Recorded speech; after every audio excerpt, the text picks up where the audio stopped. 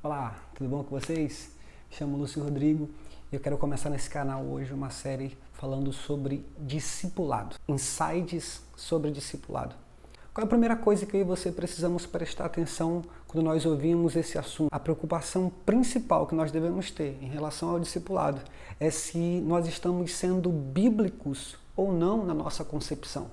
Você vai encontrar diversos tipos de modelos e métodos sendo praticados nas mais diversas igrejas, mas a nossa maior preocupação deve ser essa, saber se o que nós estamos vivendo, fazendo e praticando sobre discipulado é bíblico ou não. Mateus capítulo 28, versículo 19, a Bíblia diz: Ide, portanto, fazei discípulos de todas as nações, batizando-os em nome do Pai, do Filho e do Espírito Santo. Qual era o conceito na mente de Jesus quando ele falou para os seus discípulos sobre discipulado? Quero começar definindo isso aqui em três pontos. Primeiro, discipulado é o incentivo para que alguém siga Cristo a partir do meu exemplo pessoal. Lembra das palavras de Paulo? Sejam meus imitadores, assim como eu sou de Cristo. Quando Jesus encontra os primeiros discípulos em Mateus capítulo 4, e Jesus olha para aqueles pescadores e diz: sigam-me e eu os farei pescadores de homens. Jesus está dizendo: eu vou ser para vocês o modelo, o protótipo. E aquilo que eu fizer com vocês, vocês vão fazer com outras pessoas. Então, a princípio, o discipulado tem a ver com o meu exemplo pessoal. A minha vida sendo um incentivo para que alguém siga a Cristo. Aquilo que nós não ensinamos pelo exemplo, na verdade, nós não ensinamos. Nenhum evangelho é tão poderoso quanto aquele que é lido na vida de um cristão. Jesus ele não nos chamou para pregar uma mensagem. Jesus nos chamou para ser a mensagem. Quando Jesus fala para os discípulos em Atos capítulo 1, versículo 8, Jesus não disse para eles: vão e testemunhem. Jesus disse: sejam as minhas testemunhas. Você não apenas prega para a vida dos outros, mas você possui uma vida que prega para os outros. É Jesus decidindo chamar pecadores perdidos através de pecadores perdoados. O segundo conceito sobre discipulado é que o discipulado é um relacionamento entre um mestre e um aluno, baseado no modelo de Cristo, mas esse modelo tem um propósito. Aquele que ensina reproduz tão bem a vida de Cristo no aluno, que esse discípulo, ele é capaz de treinar outros para que esses outros ensinem os outros.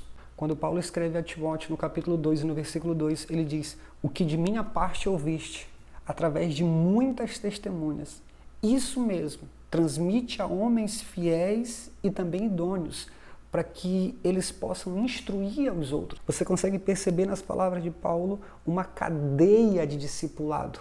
Kate Phillips, no livro A Formação de Discípulo, vai dizer que nós só poderemos saber ou medir se o nosso discipulado, de fato, ele foi eficaz, se nós conseguirmos alcançar essa quarta geração. Baseado nesse conceito, que eu entendo que o discipulado ele tem duas frentes. A primeira é o meu discípulo.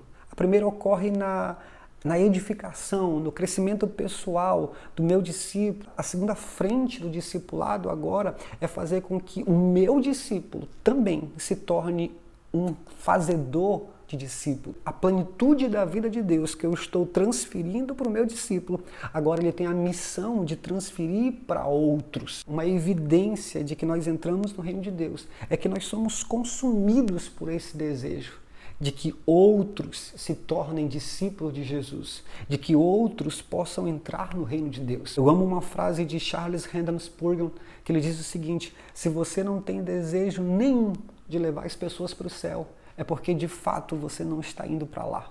Quando Deus ele traz você para o reino dele, Deus já tem a intenção de trazer outros através de você. O maior segredo do crescimento de uma igreja, quando a igreja ela consegue exalar discípulos, ela inala convertidos. Quando a igreja transpira discípulos, ela consegue respirar novos convertidos e dessa forma ela cresce. Então isso é discipulado. É quando eu consigo reproduzir a plenitude da vida de Deus na vida dos meus discípulos, e eles conseguem fazer isso com seus discípulos e com os discípulos de seus discípulos, e assim sucessivamente numa cadeia de discipulado. O terceiro conceito a respeito de discipulado é que discipulado é levar alguém a se tornar a aquilo que ele foi criado para ser. O propósito do discipulado é ser um instrumento nas mãos de Deus para trazer de volta no homem tudo aquilo que foi perdido por causa do pecado. Então o discipulado ele é um processo permanente até que nós nos tornemos parecidos com Cristo. Eu quero aproveitar essa série e indicar para você aqui algumas literaturas que têm abençoado a minha vida. Algumas dessas literaturas eu já li mais de uma vez. Quero começar com esse livro, um livro escrito por Kate Phillips, A Formação de um Discípulo. Você quer praticar um conceito bíblico de discipulado, então eu recomendo esse livro para você. Apesar de pequeno, é um livro profundo e que precisa fazer parte se você quer se envolver com a missão dada por Jesus de fazer discípulos. A Formação de um Discípulo, de Kate Phillips.